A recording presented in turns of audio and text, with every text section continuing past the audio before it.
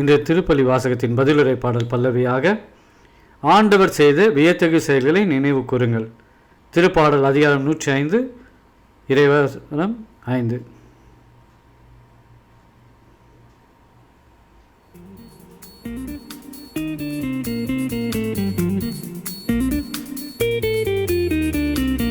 குலமாய் திருக்குலமாய் இறைவனில் இணைந்திடும் ஒரு தருணம், அலையலையாய் அன்புறவாய் உன் ஆலயம் சேர்ந்திடும் பல இதயம். புனித பலி உறவின் பலி, புது வாழ்வு தரும் அன்பின் பலி. புனித பலி உறவின் பலி, புது வாழ்வு தரும் அன்பின் பலி.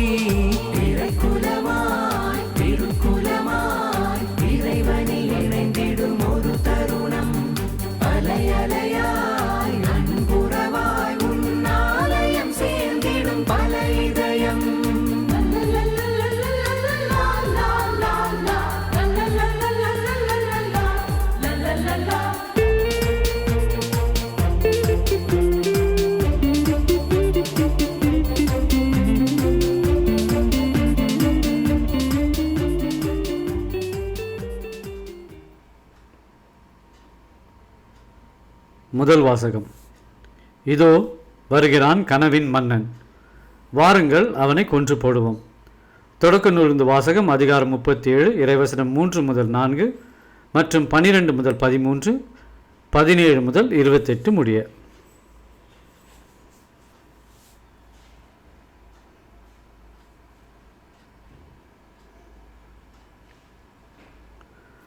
இஸ்ராயேல் முதிர்ந்த வயதில் தமக்கு யோசேப்பு பிறந்தமையால் அவரை மற்ற எல்லா புதல்வரையும் விட அதிகமாக நேசித்து வந்தார். அவருக்கு அழகு வேலைப்பாடுகள் நிறைந்த ஒரு அங்கியை செய்து கொடுத்தார். அவருடைய சகோதரர்கள் தங்கள் தந்தை அவரை எல்லாரிலும் அதிகமாய் நேசிக்கிறார் என்று கண்டு அவரை வெறுத்தனர். அவர்களால் அவரோடு பாசத்துடன் பேச இயலவில்லை. அப்படி இருக்கையில் அவர் சகோதரர் செக்கேமில் தம் தந்தையின் மந்தைகளை மேய்க்க சென்றனர். இஸ்ராயேல் யோசேப்பை நோக்கி, உன் சகோதரர்கள் செக்கேமில் ஆடு மேய்க்கிறார்கள் அல்லவா, அவர்கள் முன்னே அனுப்புகிறேன் என்றார். யோசேப்பு தம் சகோதரை தேடி சென்று தோத்தானில் அவர்களை கண்டுபிடித்தார். தொலையில் அவர் வருவதைக் கண்ட அவர்கள் தங்களுக்கு அருகில் அவர் வரும் முன் அவரை கொல்ல திட்டமிட்டனர். அவர் சகோதரர் ஒருவரை நோக்கி, இதோ வருகிறான் கனவின் மன்னன், நாம் அவனை கொன்று இந்த ஆழ்குழிகளில் ஒன்றில் தள்ளிவிட்டு ஒரு கொடிய விலங்கு அவனை தின்று விட்டதென்று சொல்வோம். அப்பொழுது அவனுடைய கனவுகள் என்ன ஆகும் என்று பார்ப்போம் என்றனர். ரூபன் இவற்றை கேட்டு அவரை அவர்கள் கையிலிருந்து தப்புவிக்கும் எண்ணத்தில் அவர்களை நோக்கி, நாம் அவனை சாகடிக்க வேண்டாம் என்றார். ரூபன் அவர்களை நோக்கி, அவன் இரத்தத்தை சிந்தாதீர்கள், அவனை பாலனிலுள்ள இந்த ஆழ்குழியில் தள்ளிவிடுங்கள், அவன் மீது கை வைக்காதீர்கள் என்று சொன்னார். ஏனெனில் அவர்கள் கையில் இருந்து அவரை தப்புவித்து தம் தந்தையிடம் சேர்ப்புக்கும் நோக்கம் கொண்டிருந்தார். யோசேப்பு தம் சகோதரிடம் வந்து சேர்ந்தவுடன் அவர் அணிந்திருந்த அழகு வேலைப்பாடுகள் நிறைந்த அங்கியை உரித்துவிட்டு அவரை ஆழ்குழியில் தூக்கி போட்டனர். அது தண்ணீர் இல்லாத வெறும் குழி. பின்பு அவர்கள் உணவருந்துபடி அமர்ந்தனர். அப்பொழுது அவர்கள் கண்களை உயர்த்தி கிளையாதிலிருந்து வந்து கொண்டிருந்த இஸ்மேலின் வணிக குழுவை பார்த்தனர். நறுமண பொருள்களையும் தைல வகைகளையும் வெள்ளைப்போலத்தையும் அவர்கள் ஒட்டகங்களின் மேல் ஏற்றி எகிப்திற்கு சென்று கொண்டிருந்தனர். அப்பொழுது யூதா தம் சகோதரர்களை நோக்கி, நாம் நம் சகோதரனை கொன்று அவன் இரத்தத்தை மறைப்பதனால் நமக்கு என்ன பயன்? வாருங்கள், இஸ்மேலருக்கு அவனை விற்று விடுவோம், அவன் மேல் நாம் கை வைக்க வேண்டாம், ஏனெனில் அவன் நம் சகோதரனும் நம் சொந்த சதையுமாய் இருக்கிறான் என்று சொல்ல அவர்கள் சம்மதித்தனர். ஆகையால் மிதியா நாட்டு வணிகர் அவர்களை கடந்து செல்கையில் குழியிலிருந்து யோசேப்பை வெளியே தூக்கி அந்த இஸ்மேலிடம் 20 வெள்ளி காசுக்கு விற்றனர். அவர்களும் யோசேப்பை எகிப்திற்கு கொண்டு சென்றனர். ஆண்டவரின் அருள்வாக்கு. இறைவனுக்கு நன்றி. பதிலுரை பாடல். நாட்டில் அவர் பஞ்சம் வரும்படி செய்தார், உணமெனும் ஊன்றுகோலை முறித்து விட்டார், அவர்களுக்கு முன் ஒருவரை அனுப்பி வைத்தார், யோசேப்பு என்பவர் அடிமையாக விற்கப்பட்டார்.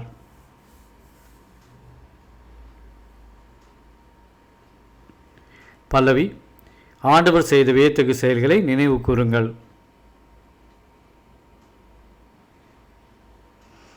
அவர் தம் கால்களுக்கு விலங்கிட்டு அவரை துன்புறுத்தினார்.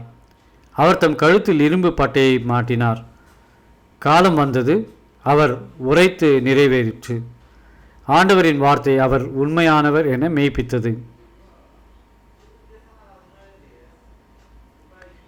பல்லவி. ஆண்டவர் செய்த வியத்தகு செயல்களை நினைவு கூறுங்கள்.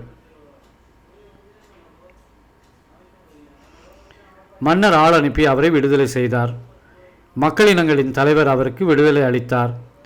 அவர் அவரை தம் அரண்மனைக்கு தலைவராக்கினார். தம் உடைமைகளுக்கெல்லாம் பொறுப்பாளராக ஏற்படுத்தினார்.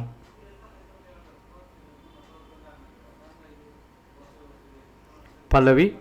ஆண்டவர் செய்த வியத்தகு செயல்களை நினைவு கூறுங்கள். நற்செய்திக்கு முன் வாழ்த்தொலி. தம் ஒரே மகன் மீது நம்பிக்கை கொள்ளும் எவரும் அழியாமல் நிலைவாழ்வு கொள்ளும் பொருட்டு அந்த மகனையே அளிக்கும் அளவுக்கு கடவுள் உலகின் மேல் அன்பு கூர்ந்தார்.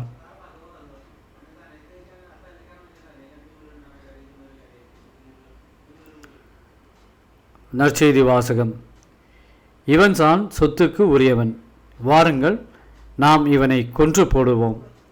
மத்திய எழுதிய தூய நற்செய்திலிருந்து வாசகம், அதிகாரம் 21, இறைவசனம் 33 முதல் 43 மற்றும் 45 முதல் 46.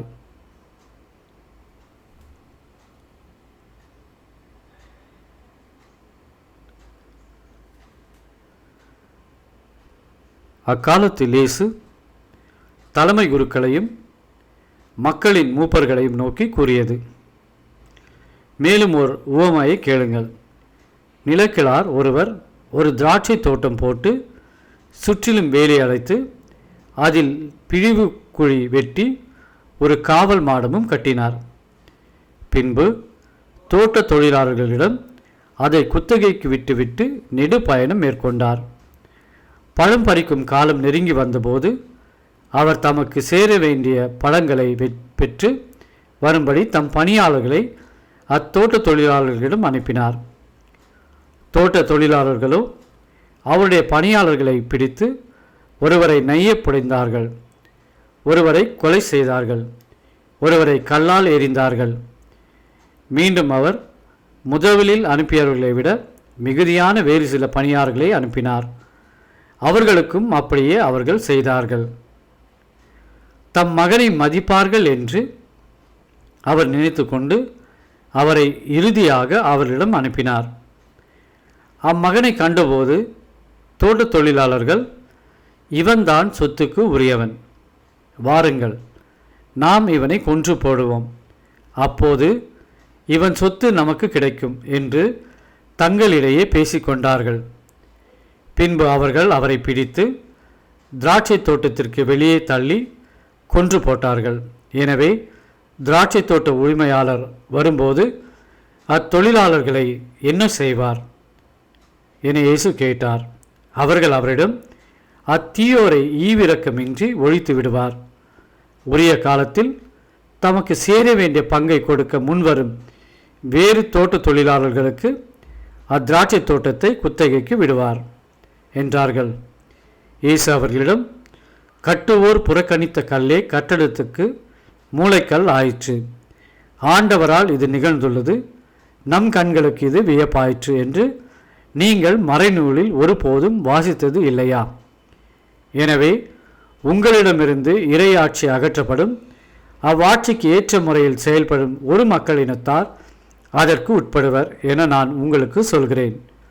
தலைமை குருக்களும் பரிசேயரும் அவருடைய உவமையை கேட்டபோது தங்களை குறித்தே அவர் கூறினார் என்று உணர்ந்து கொண்டனர்.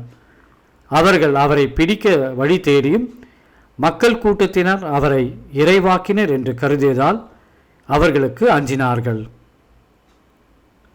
ஆண்டவரின் அருள்வாக்கு. கிறிஸ்துவே உமக்கு புகழ்.